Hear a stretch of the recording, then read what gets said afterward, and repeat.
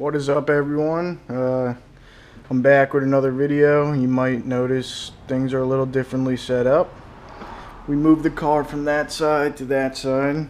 I also got the valve springs and retainers all done. Got the rocker arms back in there.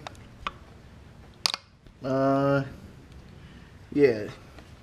So, in my last video I mentioned that there was some of this crud here on the head, the cylinder heads, and I found out that that's overheating coolant, I believe it was. So today I'm gonna clean that out, and I'm gonna try and get the head back on here. So I don't really know how to go about this. People said best bet is to take apart the block and send it to a machine shop to get it like hot tanked, but I'm not trying to do all that. This is just a project car, so I think I'm going to use like the rough side of this sponge and then follow it with I have a vacuum right here. It's a garage vacuum. We use it for cars and stuff, so probably just gonna follow it with that. And then there's some attachments on the vacuum that I could like use to get in here in these little crevices and stuff. So that's probably what I'm gonna try to do. I don't know how good it's gonna work, but it wasn't overheating before I took the head off, so it's only a matter of time. I think I could delay it a little bit though if I clean it. So that's basically it. I got the power steering and AC out. That's all this stuff right there. It was pretty simple actually. There's a lot more room in the engine now, like so much more room. I also ordered a turbo kit, so that should be coming next week. There's the power steering loop or whatever you want to call it. It was pretty easy, the AC and power steering. The only hard part was probably the AC, where it goes into behind the battery here. I don't know if you could see that right there, right here where my finger is pointing.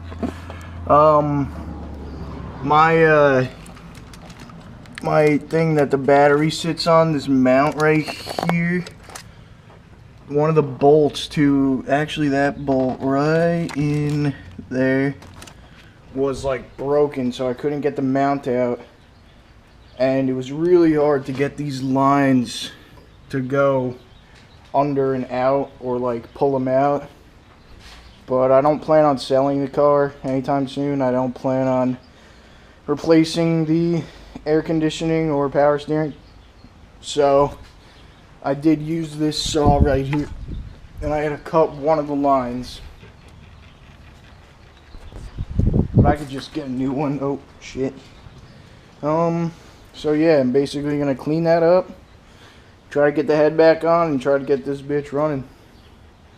So yeah, I'll update you on how far I get with cleaning that crud off, and thanks for watching. Okay, so I also forgot to mention one thing. I got this toolbox, this Matco toolbox.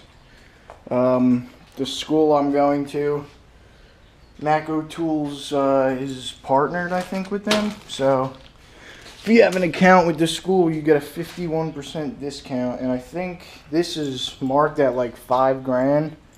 Got it for like, I don't know, like 2,000 something.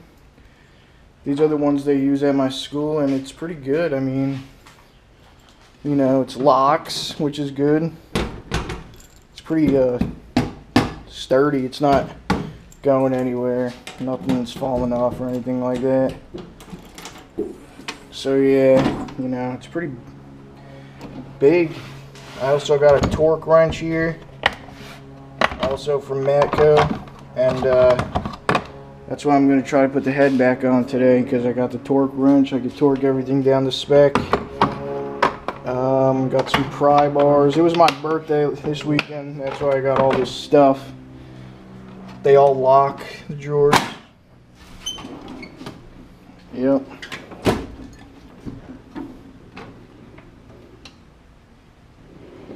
Most of this stuff is Matco tools. I got a pry bar set. Here's some of the breaker bars. That's the Silver Eagle Matco set that I use. I'll tell you one thing, these tools are not breaking, sorry. I've had tools break on me before, like sockets and stuff, and let me tell you, these are not breaking. And even if those can't handle something, I got the impact set, so those definitely aren't breaking. But yeah, I don't know, got some ratcheting wrenches here. They're really useful. And that's pretty much all I wanted to show you guys. Like I said, I'll try and get this cleaned up.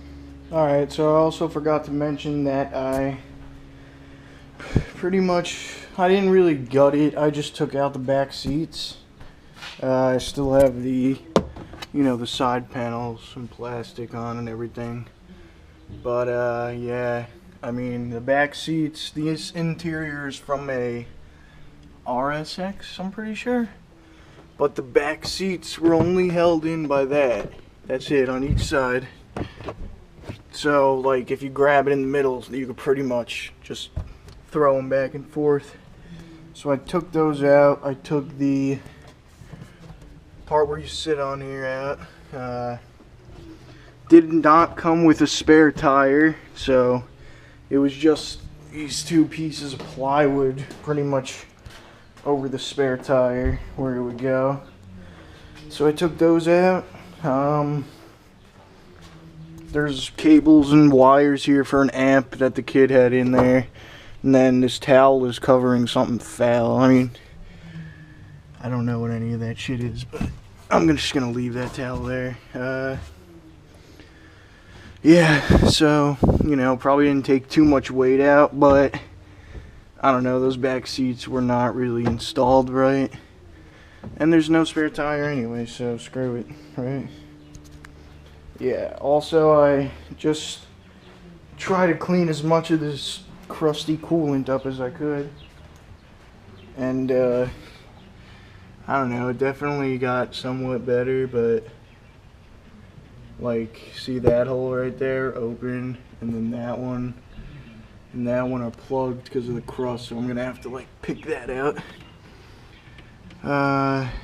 Yeah, so I'm gonna just try to go at these holes a little bit, and then I'll put the head on with the head gasket, start reconnecting all these wires and shit, and then I'll get back to you guys.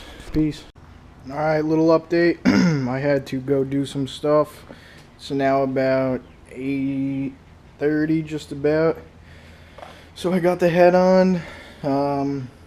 Yeah, started connecting everything up. And I sort of hit a little hiccup here because this tube right here that goes to the back of the intake manifold actually, hold on, actually ripped off right there. So I'm not sure what this tube does. It just goes right from the back here to the bottom of the head, I believe, or the top of the block. So I'm gonna have to see what that is. Yeah, other than that, I got everything all pretty much connected. One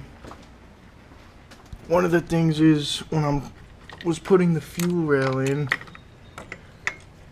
this bolt that goes, whatever, that connects the fuel rail actually fell in there somewhere, and I could see it, but I can't find my magnet right now. So I'm gonna have to find that magnet before I do anything else. And yeah, so tomorrow hopefully I will get that figured out. I'll put the cams in, put the valve cover back on, and then start it up and adjust the timing with the distributor. So yeah, just as far as I got today, but I'll have a new video up pretty soon, so stay tuned. Thanks. See you guys.